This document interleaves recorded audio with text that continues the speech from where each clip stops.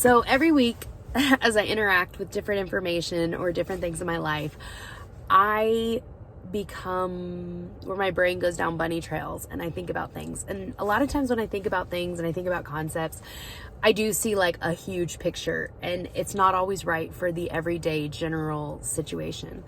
But recently I've been thinking about how people at their end of their life, when we teach selfishness, what happens? So we are an incredibly selfish society, right? I would say whether Christian or unchristian, if you're a good person, you could agree that our culture is very selfish. When I lived in the Philippines, the way that non-Christians even take care of their family members is completely different than the way most Christians do in the church. And even as I say this, I don't know how guilty I would be when my parents go downhill. Like, I don't know how I'm going to be personally. Like, I don't know if I'm going to be this great, loving daughter, or will the selfish side of me come out and be like, okay, my parents have got insurance, they're covered, like the nursing home can take care of them. I don't know. But as my friend has been trying to figure out situations with her mom, it just kind of makes me realize like how in general, right? Like each person's different and we're not but our society has taught us to kind of not really take care of our elderly because we're taught to take care of the younger generation or to baby them in a way. And we're teaching each other like what feels good. And if you're in a marriage and you don't like your spouse and you're not getting along, well, you know what? Like, and I'm not talking about abusive situations here, okay? So please, no, we are not talking about abuse. We are not talking about somebody who is being cheated on. But I know people that they're just no longer happy with their spouse. So they're like, you know what? I'm going to move on. And they're like, this is totally God because God wouldn't want me to be unhappy. And it's all about their happiness. And as I'm going into a lot of this, I listen to self-help stuff. It's very much about me, and it's incredibly egocentric about what makes me happy and what am I going to find. And I do believe that there's something about finding what you're passionate about and what you're created for and how God gets you ticking. But I notice that if I'm not careful, okay, so I can't speak for you, whoever you are, but speaking for me, I can see this really like, oh yeah, of course I want to have this life that is beautiful and grand and be able to take really nice vacations. And I may not daydream about that white picket fence, but I do think like, hey, I would love to just be able to up and go wherever I want to go, whenever I want to go. I want to be able to travel around in a van that I like and that I've decorated and it looks good. I have these ideas of like, what would make AC happy? And I notice that even when I'm pursuing that, there's this back other part of me that's like, but what does God want for my life? And I mean, there's like this weird intermingle, and depending on who you talk to, some people will jump you straight into that. Like, you need to do whatever makes you happy. It's all about you. It's all about like, this is your time. You need to do this. And fast forward, how this goes back to what I was saying earlier about end of life. And seeing this, I realized somebody made a comment to my friend about, well, you don't want your boys to see your mother sick because that's not good for them to remember her like that. And I'm in there thinking like, right, but I don't know about you, but I don't ever want to have to clean my mother's bedpan. I don't ever want to have to, whether it's clean her bedpan, wipe her butt if that's what she needs to do. That's going to be really funny. I don't want to do those things. But if my mom is in a situation where she's hurting, then I want to be able to be there for her. Okay? But what do I want? That's not going to make me happy to do that. It's like serving.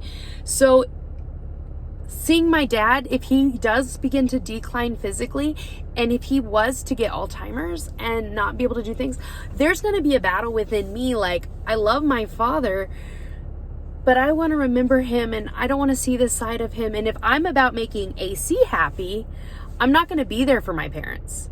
Honestly, I'm going to go after my dream, whatever's going to financially do what's right for me and business or anything along those lines, if that makes sense.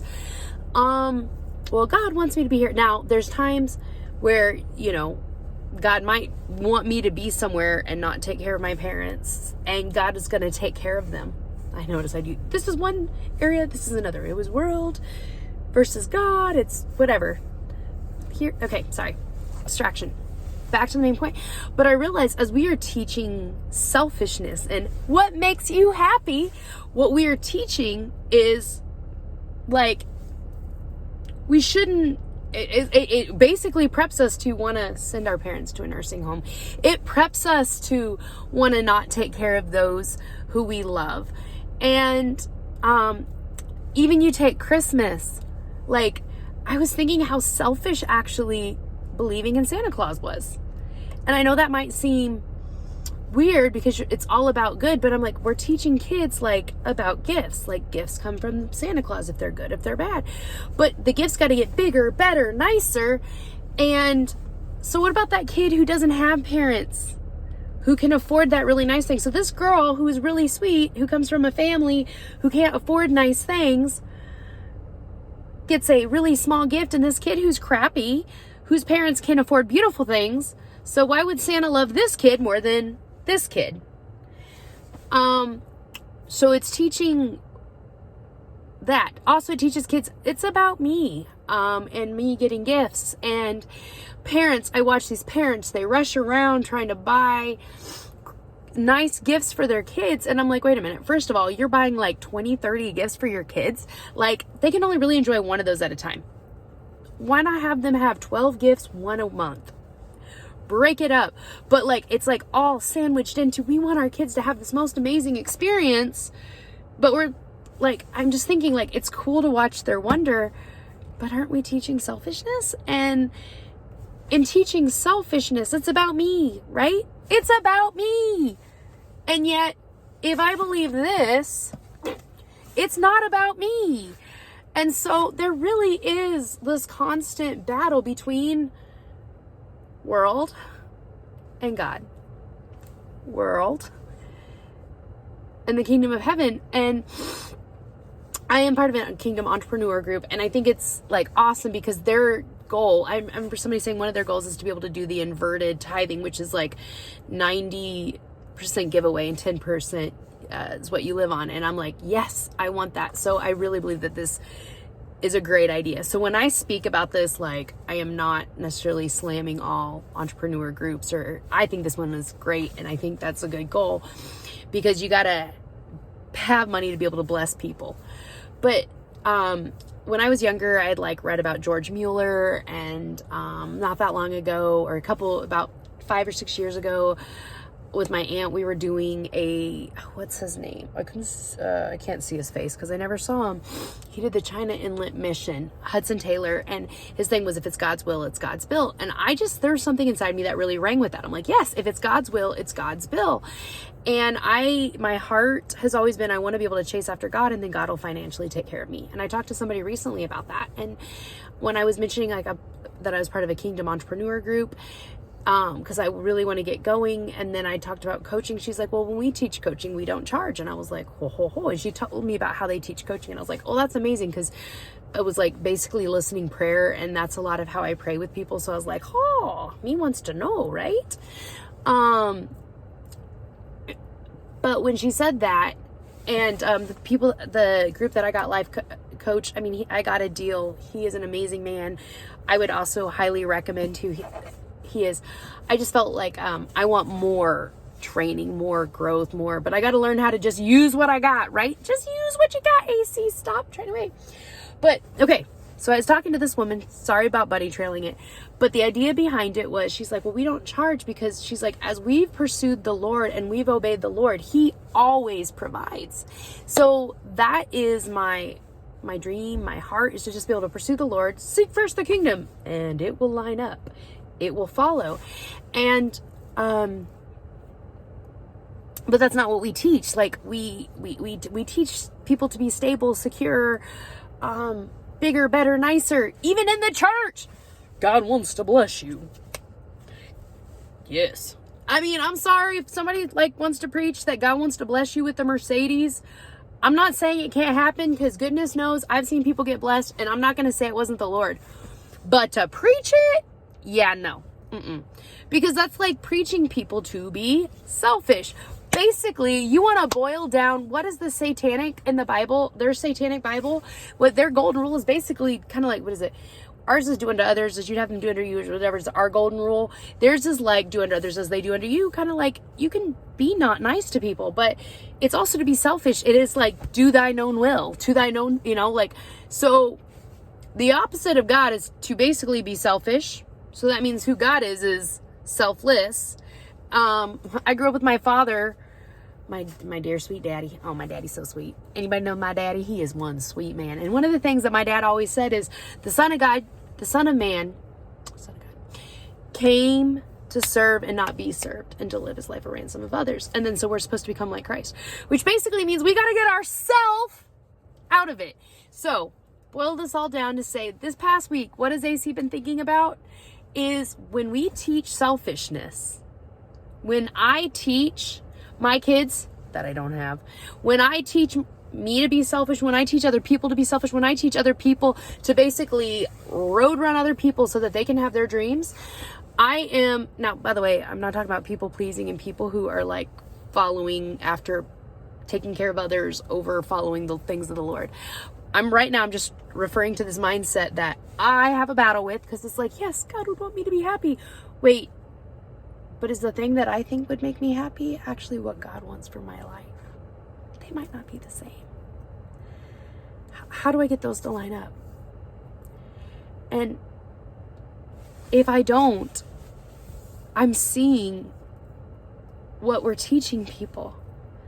This is the result. Like, people are hurting and are broken, and we're clueless because we're busy chasing our own dreams. We're busy trying to be happy, and we'll help people when it's convenient. And I don't know about you, but there's times I can pat myself on the back for helping people, and that ain't right. Because if I pat myself on the back, but look at, I'm a pretty nice person.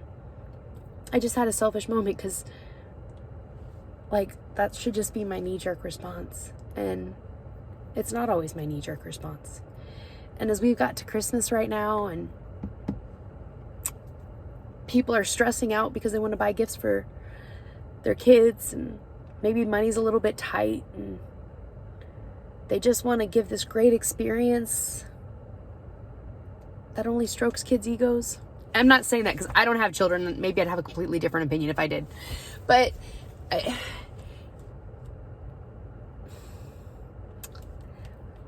if we don't wake up and realize how we're teaching selfishness,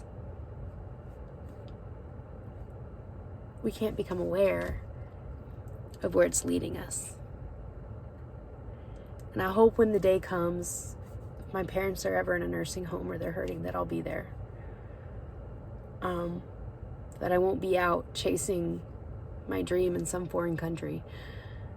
And unless God, is like, AC, I got them. But I'm just saying, like, that I'm not just out there doing my will, my desire, my dream, while they're at home or suffering because it's more convenient for me. But if I keep going down this, I'm just supposed to be happy, it's not going to be pretty. And I think that's what my rambling's on. And saying all that, I'm going to shut up and have a great day.